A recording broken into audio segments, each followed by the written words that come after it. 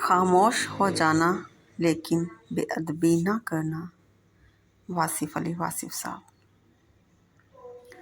شخصیت میں عاجزی نہ ہو تو معلومات میں اضافہ علم کو نہیں بلکہ تکبر کو جنم دیتا ہے۔ جب موت سے پہلے موت کا مقام سمجھ آ جائے تو موت کے بعد ملنے والے انعام موت سے پہلے ملنا شروع ہو جاتے ہیں۔ واصف علی واصف صاحب۔ رحمت حق اس شخص کی تلاش میں رہتی ہے جس کی آنکھ پرنور رہتی ہے۔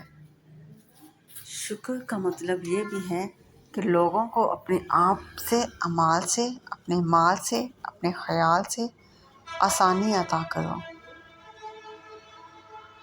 وہ جگہ چھوڑ دو جہاں تمہارے احساس اور تمہارے الفاظ کی قدر نہ ہو، پھر چاہے کسی کا گھر ہو یا کسی کا دل۔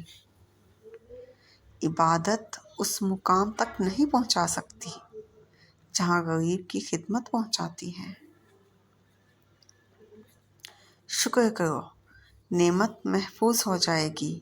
دسترخوان کشادہ کرو، رزق بھر جائے گا۔ سجدہ کرو، تقرب ملے گا۔ عزت کرو، عزت ملے گی۔ صدقہ دو، بلا ٹل جائے گی۔ توبہ کرو، گناہ معاف ہو جائیں گے۔